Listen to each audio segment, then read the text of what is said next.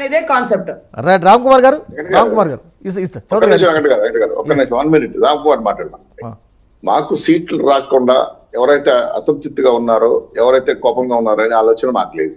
మా పార్టీ అధినేత నిన్ననే క్లారిటీ ఇచ్చాడు. ఎవరైతే సీట్లు సర్దుబాటులో వాళ్ళ యొక్క త్యాగాన్ని గుర్తించి పార్టీకి సాయం చేస్తారో, మా పార్టీకి సహకరిస్తారో వాళ్ళకి అధికారం వచ్చిన తర్వాత తగిన స్థానం ఇస్తామని చెప్పి ఆల్రెడీ చెప్పడం జరిగింది. అంటే మేము ఆల్రెడీ ఒప్పందం కుదుర్చుకున్నాం కదా, ఆల్రెడీ సీట్లు సర్దుబాటు అయిపోయింది కదా. ఎవరైతే సీట్లు ఎవరో కోల్పోయారో వాళ్ళకి పార్టీలో మంచి స్థానం ఇస్తున్నాం అధికార పరంగా. కాబట్టి అటువంటి అసంతృప్తులు మా దగ్గర రావు సార్. ఎంత నోటిఫికేషన్ వచ్చిన తర్వాత ఉంటుంది అసలు సినిమా. రైట్ రామ్ కుమార్ గారు కానీ రైట్ రైట్ రైట్ రైట్ మీరు బీజేపీ నుంచి ఆంధ్రప్రదేశ్ నుంచి ఒక పొత్తు దాని 100% ఖరారైంది.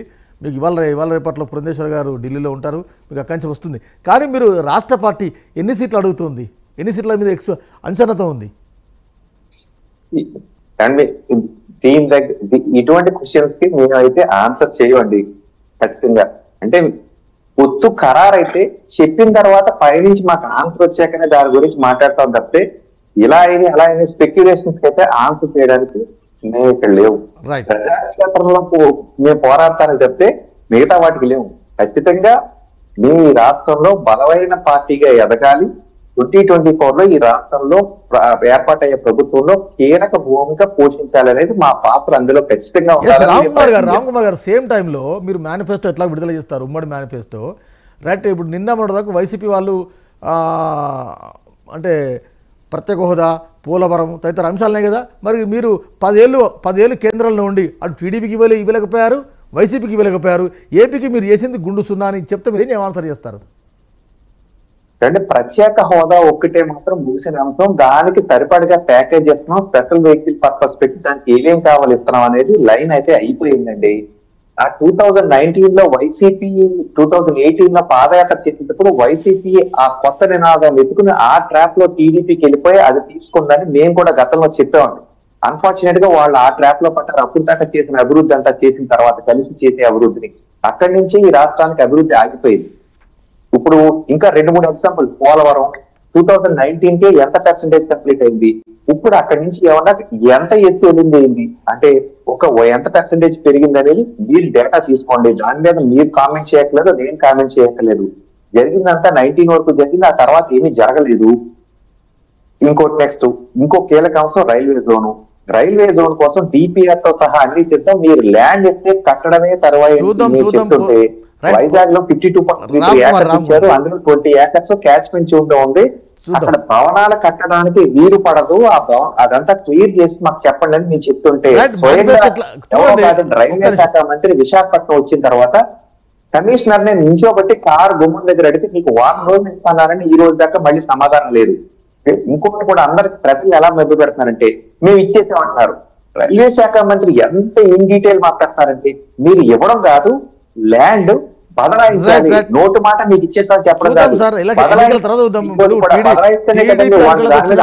అక్కడి నుంచి స్టార్ట్ చేస్తారు. ఇటువంటివన్నీ కూడా వైద్య మసిపూసి మారేడుకాయలు పెడుతుంది. ఇంకొక మాట చెప్పనివ్వండి వెంకట్ గారు, ఇందాక కూడా అన్నారు స్థానాల్లో సామాజిక వర్గాల వారీగా అక్కడక్కడ బలమైన సామాజిక వర్గాలు ఏమున్నాయి దాని పరంగా ఇస్తాను వైసీపీ నాయకులు చెప్పి పారిపోయారు. నేను ఒక మాట చెప్తానండి, ఈ వైఎస్ఆర్సీపీలో ఉన్నది అనే అక్షరం తప్పితే ఇంకొకరు ఎవరూ లేరు.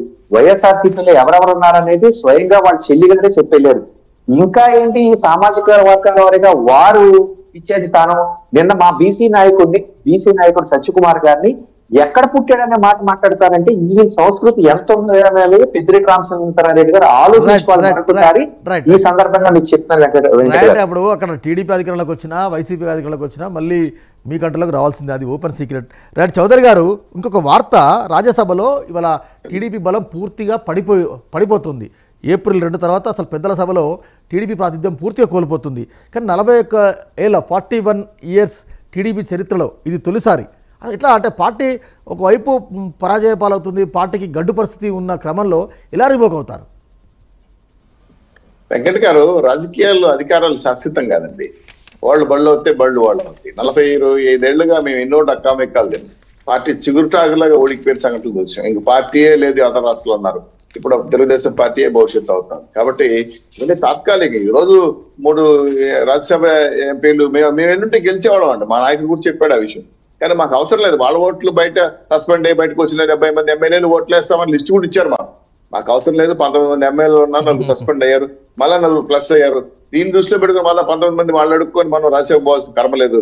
2 నెలలు అయితే మనమే అధికారంలోకి వస్తే మనమే బ్రహ్మాండంగా మనం రాజ్యసభ పెట్టుకుందాం అని చెప్పి ఆలోచనతో ఉన్నా. కానీ అది కూడా రాజ్యసభ అయింది పెద్దల సభకి వెళ్ళటం అంటే అదే ఓటింగ్ అధికారం ఉండే సభ కూడా కాదండి. కాకపోతే మనం వాయిస్ వినిపించడానికి అవకాశం ఉంటుంది. మీరు చెప్పినట్టు 41 సంవత్సరం ఉమ్మడి రాష్ట్రంలో మేము ఉన్న ప్రాధాన్యత కరెక్టే. రాష్ట్రం విడిపోయిన తర్వాత అధికారం